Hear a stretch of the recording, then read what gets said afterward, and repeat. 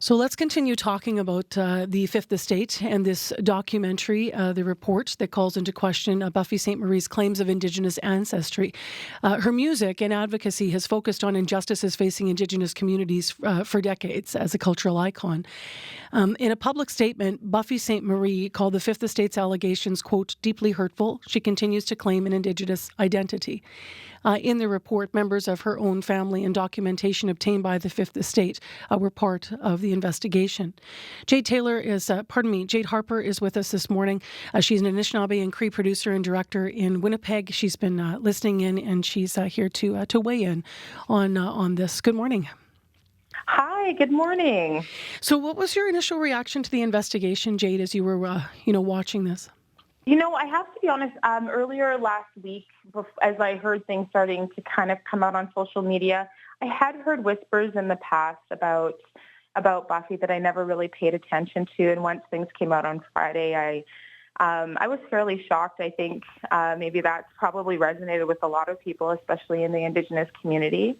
And it was really hard to gather my thoughts initially, I think, mostly because I think the information in the Fifth Estate, the investigation was quite specific and perhaps maybe even we could say damning. There's a lot of evidence, if you want to say, but I also think that to question documentation around where people are coming from is something that we also practice because we know that some of those documentations have been falsified in the past. When you look at, as you said, when you heard whispers in the past, I should lean into that for a moment. What do you mean by that? I had actually heard that Buffy was Italian in the past. I think that a lot of times when these stories hit, the bigger news outlets or medias, I think the Indigenous community, we have our own systems of having conversations, and certainly have never seen any type of evidence, but it's definitely been a conversation that I've heard before in smaller circles. How is the nature of the conversation following this report different from what followed the identity stories about author Joseph Boyden and former Judge Mary Ellen Turpel-Lafond within community, in your view? Wow. I think that I don't feel that, like Kim had mentioned, this morning in the podcast, we're all kind of feeling everyone's going to have their perspective on this situation. And I don't really feel like I'm in a position to validate or invalidate Buffy's Indigenous identity. However, the recent information is not, like the commentary on social media does make me wonder about the integrity of her story. And the same with Joseph Boyden and others who have claimed space in the Indigenous community when they were, in fact, not a part of our community. So while, Buffy's adoption by the Pipot family, I don't dispute Cree law. I was raised with Cree law. I don't question it, so I know that Buffy is a part of that family. I am left wondering about the implications of this investigation and what it has on, the accolades and opportunities meant for Indigenous people. Very similar to any other story that we've heard about the Joseph Boyden and the Michelle Latimers, or for that instance. So I think that that's kind of where, because I've worked in music, I'm working in film and television now, that really resonates for me, And, for instance, the Junos in 2018, of course, Buffy took home the Juno for the Indigenous Artist category. And she was up against the late Kelly Fraser and DJ Shub and other Indigenous people in the category. And I want to acknowledge the late Kelly Fraser and her family, because I understand that they're facing a lot of grief at this time. And my heart and thoughts really go out to them, because it's for this reason that this conversation matters. People are being very much affected by what's going on and everything that had come out about Buffy. And this category really is aimed at celebrating Indigenous contributions to the music industry. And for me, raises questions about Buffy's win. And I think, as Drew Hayden mentioned on social media last week, indigeneity cannot be earned. That really resonated with me. So I find myself having a lot more questions today than I had answers. What impact do you think that this is having on Indigenous people as, obviously it's varied, but from your perspective, what's your sense of that?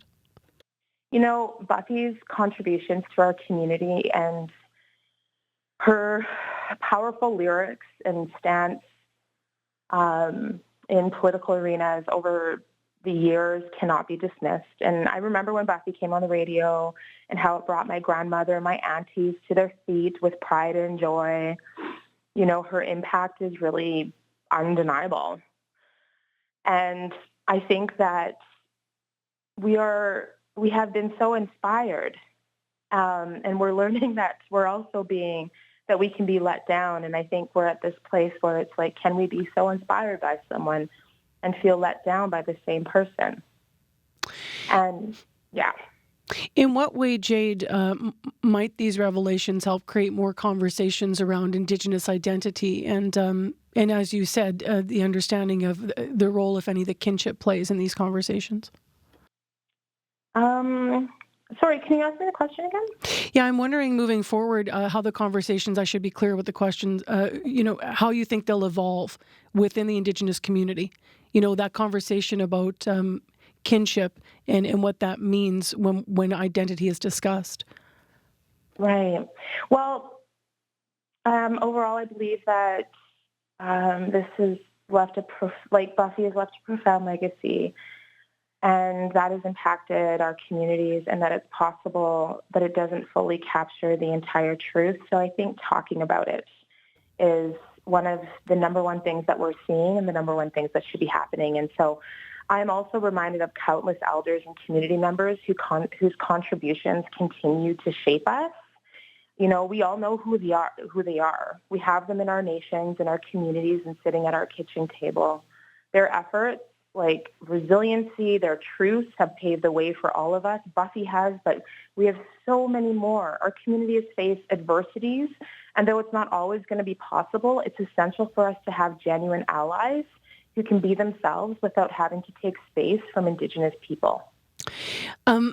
You were talking about calls from some regarding some of the awards that Buffy Sainte-Marie has received.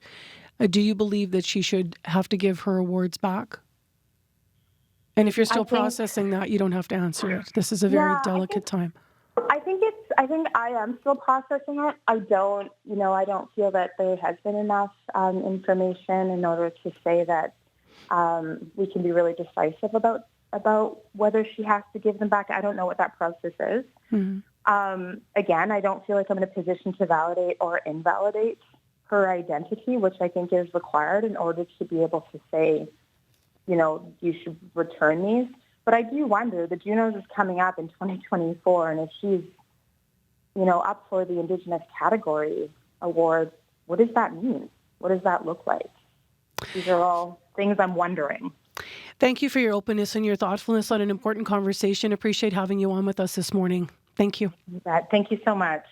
Jade Harper is an Anishinaabe and Cree producer and director from here in Manitoba. To date, Buffy Sainte-Marie has not addressed the issues directly with CBC. As I mentioned, she did issue a public statement that came out a day before the investigation was released. She called the allegations, quote, deeply hurtful.